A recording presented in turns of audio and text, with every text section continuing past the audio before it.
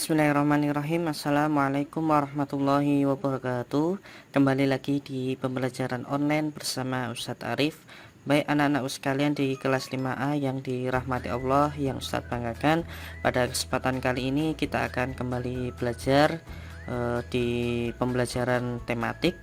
Untuk pada hari ini kita akan belajar muatan pelajaran SPDP dan IPS, seperti itu. Jadi kita menuntaskan untuk di subtema 1 ini, di tema 1 kita yang terakhir adalah SPDP dan IPS. Baik, untuk yang pertama nanti kita akan belajar di pendalaman materi SPDP tema 1 subtema 1 ya. Baik, sebelum kita mulai pembelajaran pada kesempatan kali ini, marilah kita awali dulu pembelajaran kita dengan bacaan basmalah bersama-sama. Bismillahirrahmanirrahim. Baik, semoga dengan bacaan basmalah tadi bisa memberikan kelancaran kita dalam memahami materi yang insya Allah Ustadz akan sampaikan. Baik anak-anakku sekalian, langsung saja di materi yang pertama, itu adalah SPDP. Silakan siapkan buku pulpenanya, mungkin juga alat tulis. Kalau ada hal yang penting bisa dicatat. Baik, yang pertama adalah di SPDP ini adalah gambar cerita ya. Gambar cerita. Gambar cerita adalah sebuah gambar atau urutan gambar yang saling berhubungan satu dengan yang lainnya membentuk sebuah cerita. Contohnya adalah gambar ilustrasi. Gambar ilustrasi dibedakan menjadi dua, yaitu yang pertama adalah gambar ilustrasi dengan foto. Jadi hasil jepretan foto. Yang kedua adalah gambar ilustrasi dengan gambar tangan. Jadi itu buatan tulisan manusia, ya, tangan manusia. Kemudian jenis-jenis gambar ilustrasi. Yang pertama, gambar rilis ya, gambar yang dibuat sesuai dengan kenyataan atau keadaan yang sebenarnya. Jadi real ya. Ya, contohnya itu ada gambar kapal yang berada di tengah lautan, ada ombak. Kemudian yang kedua adalah karikatur, gambar yang dilebih-lebihkan, ada perubahan bentuk pada setiap karakternya. Nah, ini contohnya itu ada kelebihan kepalanya diperbesar seperti itu ya. Padahal badannya kecil tapi kepalanya diperbesarkan, jadi dilebih-lebihkan. Yang ketiga adalah gambar kartun, gambar yang mengandung humor, terlihat lucu dan mengundang tawa. Nah, ini contohnya gambar kartun seperti itu, jadi mengandung humor, terlihat lucu dan mengundang tawa seperti itu ya.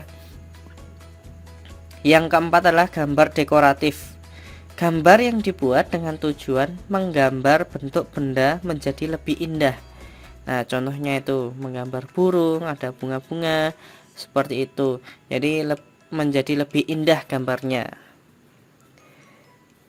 Kemudian selanjutnya adalah membuat gambar ilustrasi sesuai tema. Langkah-langkah dalam membuat gambar ilustrasi. Yang pertama adalah menentukan tema, membuat gambar dan mewarnai. Jadi ketika menentukan tema ilustrasi harus sesuai dengan teks atau bacaan yang akan diilustrasikan.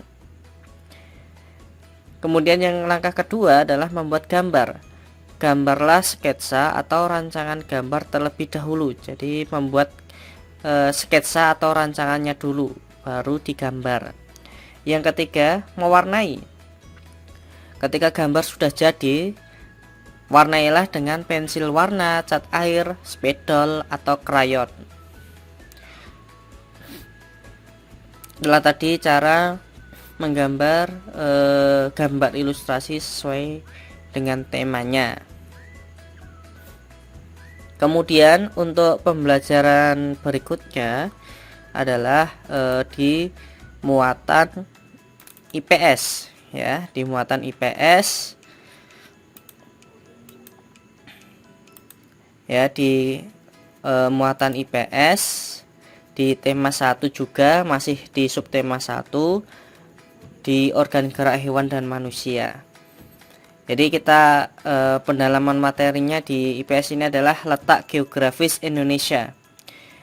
Apa toh letak geografis itu? Letak geografis adalah letak suatu wilayah yang dilihat dari kenyataannya di permukaan bumi.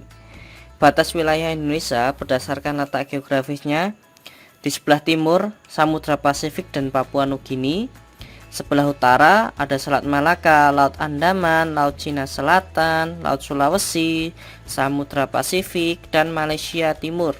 Nah, sebelah barat itu perbatasan dengan Samudra Hindia, dan sebelah selatan itu perbatasan dengan Australia, Samudra Hindia, Laut Timur, dan Laut Arafuru.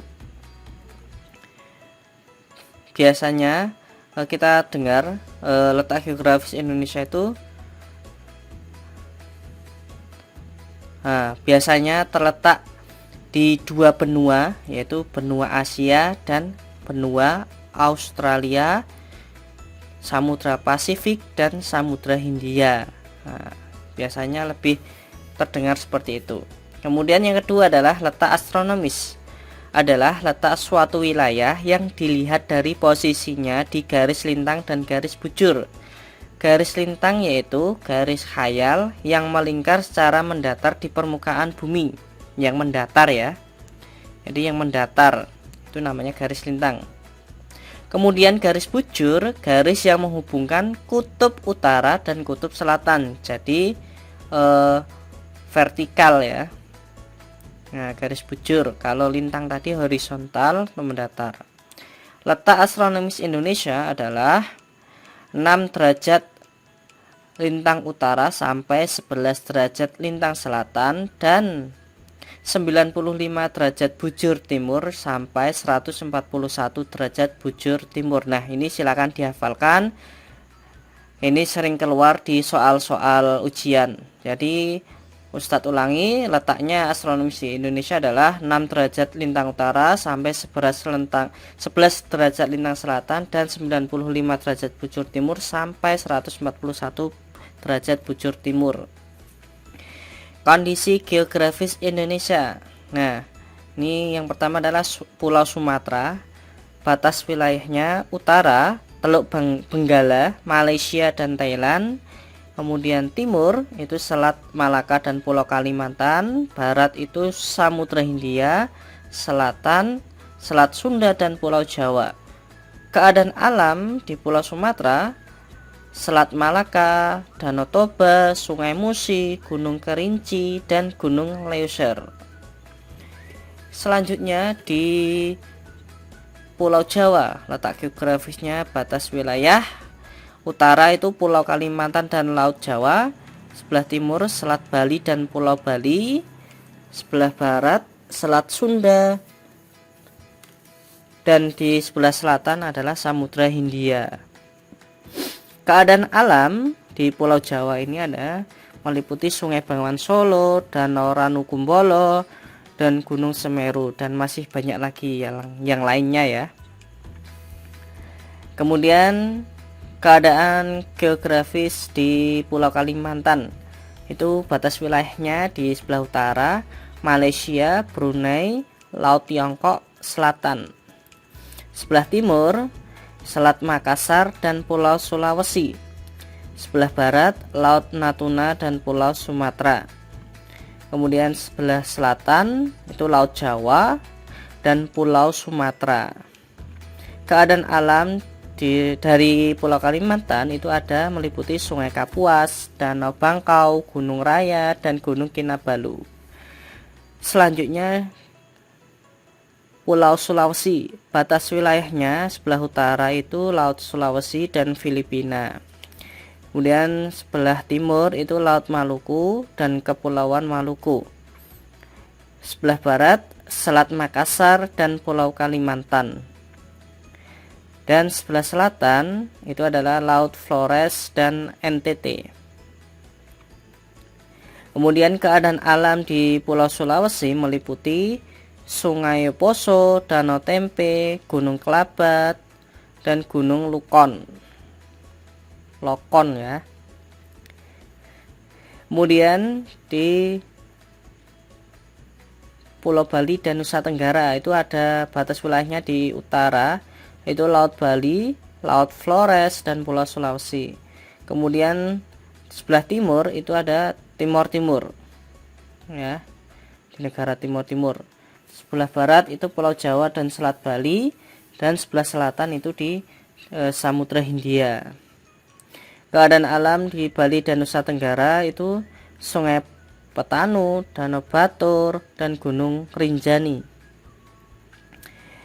Selanjutnya di Papua itu ada batas wilayahnya, itu di sebelah utara itu Samudra Pasifik, sebelah timur itu negara Papua Nugini, sebelah barat itu Kepulauan Maluku, dan sebelah selatan itu Laut Arafuru dan Australia ya. Kemudian keadaan alam di Papua itu meliputi Sungai Memberamo, Danau Sentani, dan Gunung Jayawijaya. Baik, demikian pembelajaran yang bisa Ustadz sampaikan pada kesempatan kali ini di Mupel SPDP dan IPS. Semoga yang sudah Ustadz jelaskan ini bisa teman-teman pahami. Silakan nanti untuk lebih mendalami materinya, teman-teman bisa mengerjakan latihan soal di Bupena Jilid 5 di tema 1, subtema 1, halaman 27 di Mupel SPDP dan Mupel IPS. Silakan dikerjakan dengan baik, dan apa yang sudah Ustadz sampaikan tadi apabila di buku belum ada bisa ditulis di buku seperti itu, di buku catatan bisa ditambahi, di buku pulpenanya juga boleh, tidak apa-apa. Baik, itu yang bisa Ustadz sampaikan pada kesempatan kali ini, semoga bermanfaat. Sebelum Ustadz tutup, Ustadz berpesan kembali, tak lupa-lupanya Ustadz untuk mengingatkan kalian senantiasalah untuk senantiasa terus semangat dalam belajarnya, bersungguh-sungguh, karena kalian sudah di kelas 5, karena juga kalian nanti akan menghadapi AKM yang akan menentukan kelulusan kalian di SDIT Ulil Albab.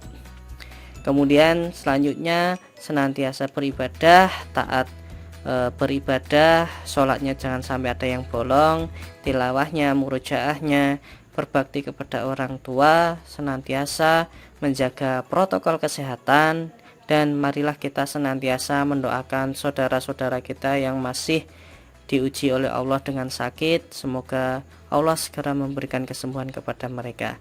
Baik, kita tutup pembelajaran pada kesempatan kali ini dengan bacaan alhamdulillah bersama-sama. Alhamdulillahirabbil alamin. Semoga apa yang sudah Ustadz sampaikan ini bermanfaat untuk kalian. Ustadz tutup. Assalamualaikum warahmatullahi wabarakatuh.